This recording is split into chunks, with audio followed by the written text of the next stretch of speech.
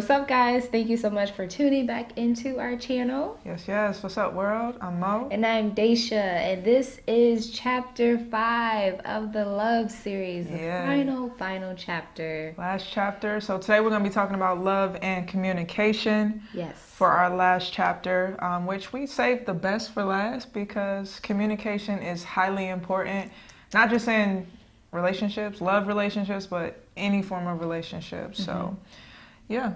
Yeah, and we've talked briefly about this, I believe in chapter 3 about it. So we'll put the link up so you can check that video out and then come back to this video. But we have 3 important topics under communication that we wanted to talk about. And my lovely is going to start first. Topic is basically, it's not really like an actual topic that I can like just give you a word for. It's more so just how lack of communication in a relationship can limit you. It can limit, your personal growth.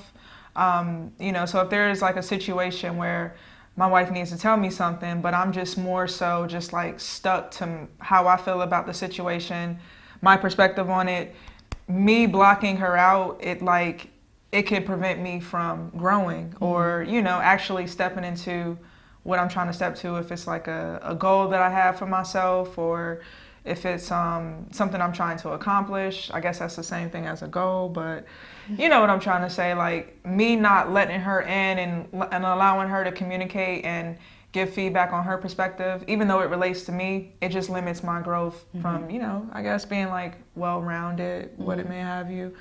You have anything you want to touch on that? So. Yeah, and I was just going to say, and it's just when you are able to have that healthy, communication and, conversations within your relationship, you're able to take those same keys and work outside of your relationship to, your friends, your, family members or business, partners or whatever type of relationship that you may have, because you have to be open in any type of relationship to be able to understand and listen to, their point of view and not just feel like your view is the only way and the only viewpoint.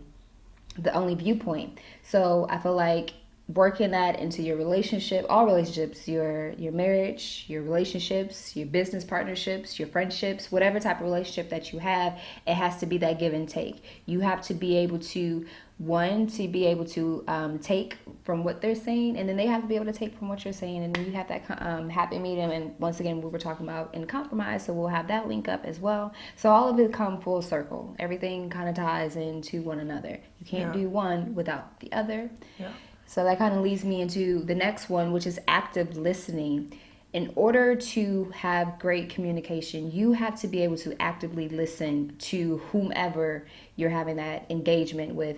You can't just be so quick to want to respond. And there's so many people, and I'm guilty of this. I used to be like that, and I didn't even realize that I had this quality about myself that, when you tell me something, I have to be so quick to say something right back. But that's not listening. That's very, very poor listening. It's being able to understand, to soak it in, let it sink in into your mental first.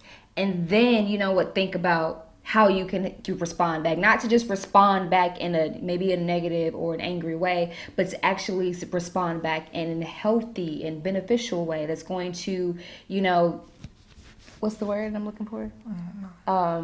That's going to give you some type of middle ground, so you both can come to this place. This is where we want to be. Yeah, and I think it's important. When I was at work and I was dealing with a situation with my supervisor, and she was telling me how our other coworker, basically, like my supervisor would say something to her, and she would literally take like a minute or so before she responded. But what my supervisor was telling me was that she appreciated that, the fact that she was actually taking in what she said, letting it soak, letting it marinate before she just like formed an opinion on it. She was actually giving it thought. And to me, that's like the best way to show that you actually care is when you take time to listen to what somebody's saying to you. And if you feel like you don't know how to pick up on these things, it's so easy to tell. Like if you're talking to somebody and they immediately respond, even if it's just like maybe it's a heated debate, or maybe you're in like a light argument with somebody and they just like so quick to respond, that's like the telltale sign to know that it's no way that they could really be taking in what you're saying and giving it thought. But it is very important. Like it's very important to be heard. That way, if nobody's heard, nobody's understood. So you have to make sure that you're in a situation, any type of relationship where your voice is actually being heard, because it definitely, it is important. So, Absolutely. Just as it's important to be able to communicate and get your thoughts across, it's just as important to be able to silence yourself for a moment and to just completely listen and completely be all into that individual that you're speaking with. And it's a respect thing, and it's something that you have to work on. It's not something that you can just, if you haven't been an active listener, if that isn't a quality that you have mastered or something that you've been able to just do, it's something that you have to work on consecutively and continuously put in that work, because trust me, it's so easy to just be like, you just have to think about it first. Silence your thoughts, and then respond. Yeah. And when we first started dating, I remember it was a point in our relationship where we was just like both so stubborn and both like so hard-headed, where if we had a conversation, it got to the point where we had to set the boundary.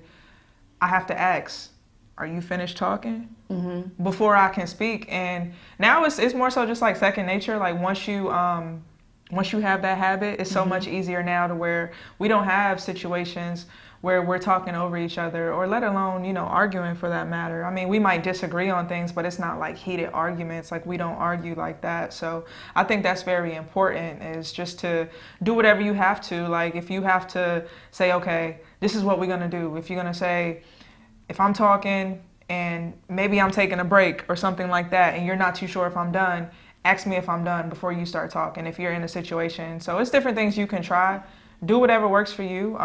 This is not just like a copy and paste type situation. We're here to, shed insight on our experience and our journey, but you definitely have to customize things, so that they work for you in, your relationship, or, any, situation that you may be in. So. Yeah, once again, and that's where the balance in your relationship, and it has to be some form of balance. Yeah. You have to, I feel like it's so important in any type of relationship is to create a balance and to set those expectations in your relationship. What are you expecting from me? What am I expecting from you? What do you need from me? What do I need from you? So we're both going into the situation already knowing, because when you don't have, there's no balance in your relationship or any form of type of relationship that you have, and there's no expectations, then we're all coming into the situation all over the place. We don't know how we're supposed to be, speaking to you, how we're supposed to deliver a message to you. We don't know what works. And so that's something, once again, that has to take time. And you have to be able to sit down and have those different type of conversations. You have to really, really learn the person that you're sitting across from each other. If you care about this person, like on any type of level, if you really care about the person and you care about their thoughts and you care about just that person individually, and saying, you know what, I care and I value what you say, you have to say, you know what, I have to respect and I have to figure out the balance of what works with you and whomever else you may come in contact with. Yeah. Yeah, and I think if I could say anything in closing, I think the most important thing is to communicate any relationship that you're in, whether it's business, whether it's a marriage, whether it's just a relationship, like you're just dating somebody. I think it's so important to communicate and sit down with that person and understand, like, where are we trying to go with this? What are we trying to accomplish here? What are we trying to do? It's been so many times where you've been in situations, I know I have, with just like a relationship that didn't go anywhere. And it's good that it didn't go anywhere, but it's just like, once you find that relationship that's for you, you want to figure out, like, where are we going? Not just like to wake up every day, to go to work, to come home, to eat dinner, to watch movies. Like, you got to have a goal for your relationship. You have to have something that you see in mind as like the end result, when it, at the end of the road or whatever, may have you. And I feel like that's what allows you to have like prosperity and success and like a long, healthy life, is when you plan and a lot of people say that you have to live every day like it's your last. Yeah, that's true because we never know, but you still have to be forward thinking and knowing, like, where do I want to go? Because if you live every day like your last, that means that you're going to make careless decisions. So if you're making careless decisions, then any day may be your last. But if you're careful and you're cautious and you're planning and preparing, I do truly believe in my heart that you can have a long and prosperous life along with other habits that you have to incorporate. But like I said, it's very good to sit down and come up with goals. 6-month goal, a year goal, 5-year goal, 10-year goal. Like, it's very, very important. And the person you're with has to be on the same page so you guys can actually get somewhere and not just be running in circles. So, yeah. Absolutely. I think you kind of hit that on the nail. Yeah, it's very important though, Yeah. So. And that's, once again, just create those balance in your life. Just start having those conversations. And it may be hard in the beginning, but practice makes perfect. Isn't that what Barney told us? Practice makes perfect. So Barney said that. So love and communication. So that's what we have for you guys. Just some 3 kind of key points that we thought were kind of important when dealing with any type of relationship, that we felt that was important, that we wanted to share with you all. And once again, so we thank you so much for tuning into our channel and for tuning into this love series. This is something new that we have, we wanted to try and do something that, was kind of dear to our hearts. Yeah. So we wanted to share that with you and kind of share of our personal experiences with it. So we're very happy for that and how it came out. Yep. So if you like it, please give it a thumbs up. Don't forget to hit the subscribe button. We'll be back next week. We got some new stuff coming. We're working. We're being mindful of all the energy that we put out. So just bear with us. We've got a lot of great things coming. So please stay tuned. Yes. And to our loyal subscribers, we love you. We thank you. Thank you so much. Thank you so much, guys. All right. Peace.